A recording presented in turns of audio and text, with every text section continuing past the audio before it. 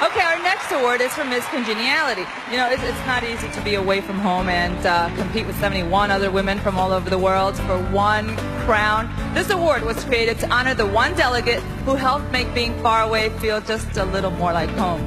The delegates themselves all got to vote and decide on their very own Miss Congeniality, and they chose as the winner Antigua and Barbuda.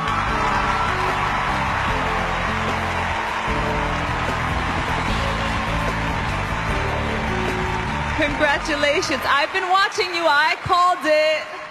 Have you always been nice? Yes, I have. Thank you very much. Congratulations. Well deserved.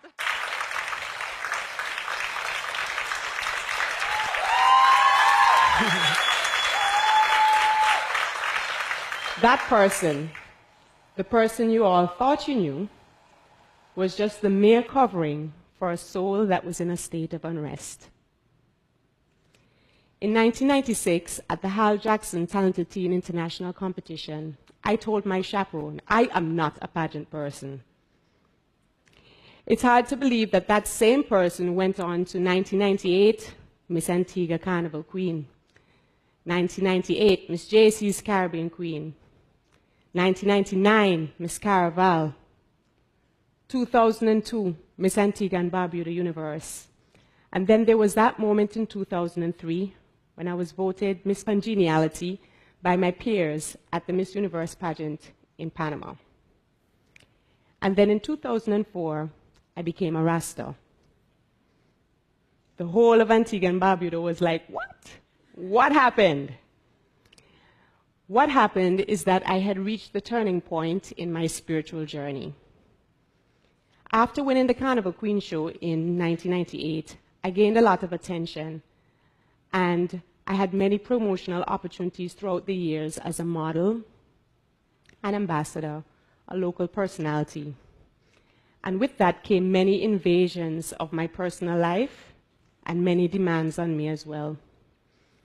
I can remember I practically used to live in my little red Atos.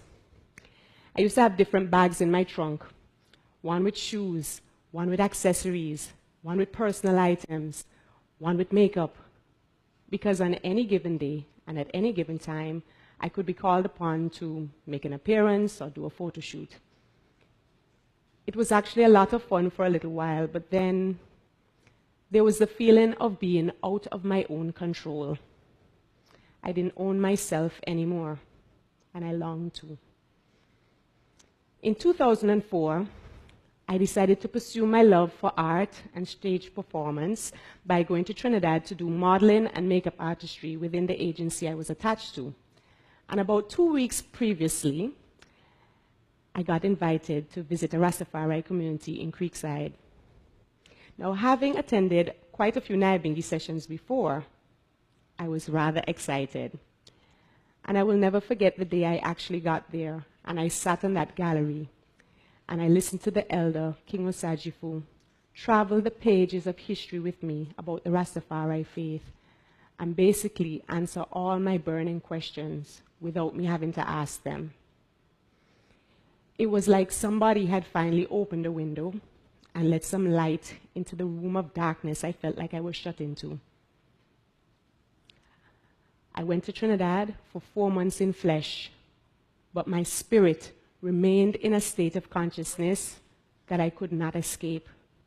I was surrounded by truth. I was awakened, and I couldn't pretend to be asleep anymore. I returned to Antigua in December 2004, and I made a total transition.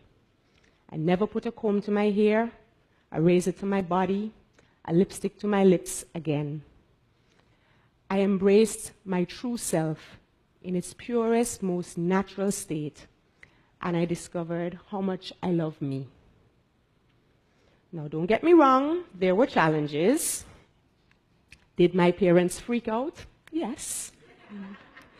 A calm, well-contained conniption by my diplomatic father, and a more outspoken, "What is going on with you?" from my mother. My response was quite simple. Why are you even surprised that I could gravitate towards this lifestyle? Even now, I can recall the pencil images of the mother in turban embracing her child, and the Rasta man with his tam, among others, that donned the walls of our home when we were children. I remember that then, getting really dressed up meant that you wore a fantastic African outfit. From age 3 up to that point, with the exception of a few years of ballet, my passion was Caribbean folk and traditional African dance. This spirit was deep-rooted within me. Yet, I was gossiped about. She's crazy. She had a nervous breakdown. She no look good tall now. After all she could have get and how far she come, she can't turn Rasta. You know what I'm talking about. Semi-pleasant smiles in front of my face, just so I could get far enough so I could be criticized again. I often wondered if people didn't think that this person they thought was so intelligent and capable did not have the presence of mind to consider all the things that they had thought about. I had many opportunities. I could have gone in many directions, but I opted to live a simpler life. And I'm a better person because of it. Where people saw poverty and persecution, I saw purity and principle. And because I had seen the fruits of the labor of my life before, and it was so superficial in comparison to living a life pleasing to my Creator, I chose a life different from what everybody else seemed to think I should aspire towards. I had first-hand experience with the life I was expected to live, but it was not for me. I was meant to live a more meaningful and real life, to inspire real change. And the minute that became clear to me, my journey was underway. You may wonder about the issue of persecution. Many people shy away from the life of a Rasta because as widespread as Rastafari has become, we still face discrimination and harassment, particularly by authorities. And not only for what we might all naturally sway towards, which is the marijuana issue, but just for the fact that we are who we are and we choose to live differently. A recent experience was during our community homeschool's 2012 end-of-year examinations. Officers flooded our community and school and removed the children from the classroom at gunpoint, ridiculing our liberty, our names, even threatening us for speaking. They spoke of trafficking. Where was the evidence when our humble environment clearly reflected that there was no influx of money there? An older atrocity was when one of our sisters' labor progressed really quickly and she gave birth at home, purely accidentally. I called 911 to get the ambulance to take her and baby safely to the hospital, only to be verbally abused by the operator, who told me about what he felt about us Rasta people and what we feel we can do, with all the expletives included. The irony of this is that instead of chasing me away, these experiences only help to fuel the fire that burns within me for my faith, for goodness and doing what's right. That burns me to try harder every day to follow that heartbeat telling me to do good. Do good. And this is nothing in comparison to the many brethren and sistren before who have had their homes burnt to ashes, their heads split open, their pride cut down, their mouths busted and bloody simply because they choose to wear their crown, their covenant with their Creator. One of my burning questions was, why do Rastas hail Haile Selassie first? Now, notice I said Rastas. There's a trend in this world where we take somebody's idea or craft or concept and we change it and we rename it and we adjust it to what we deem is more correct. Hence, a Rasta becomes a Rastafarian, and the Rastafari liberty becomes Rastafarianism. Says who? Rastas don't deal with ism and schism, confusion. I and I are purely Rastas.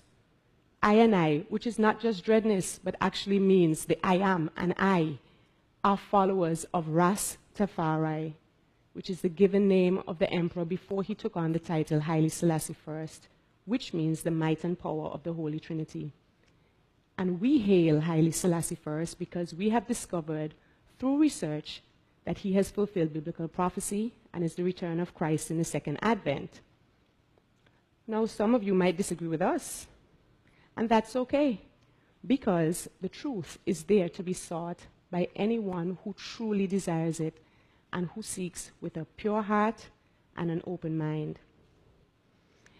It's okay to try new things, but when you embrace something without conviction, it's equally as easy to let go of it. The second difficulty arises. From the moment that I made the connection between His Imperial Majesty and the Christ that most call Jesus, or Jesus as some would say, but Iesus Christos, as the Amharic translation refers to him, it all became clear. My vision was clear.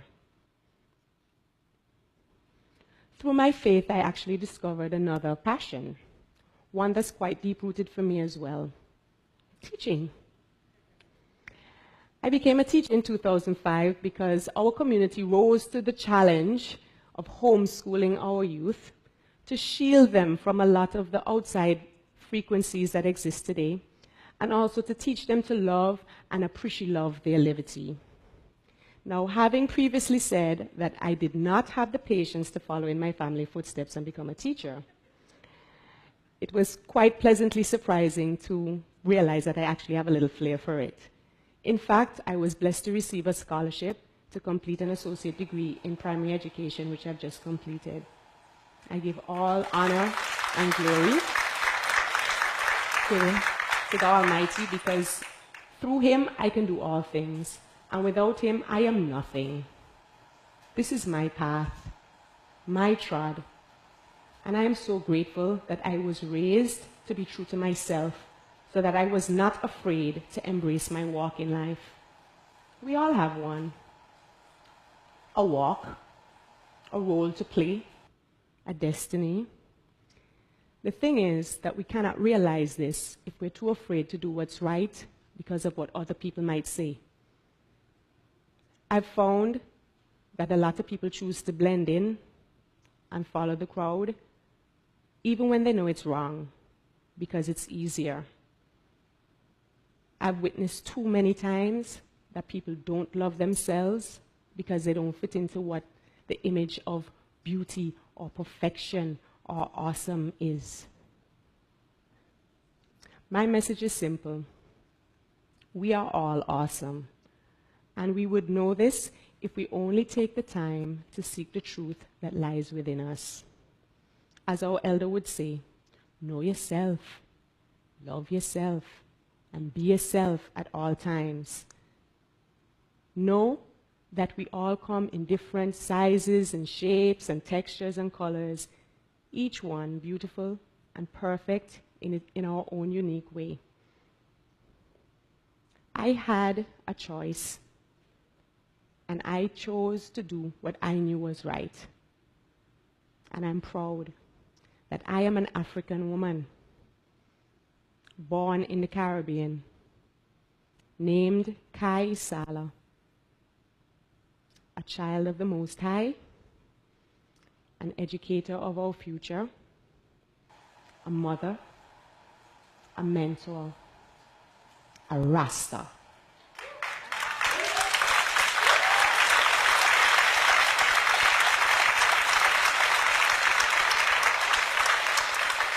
And so now I wear a new crown. And to answer the question that I think may be on many of your lips, yes, I am immeasurably happy. Blessed love.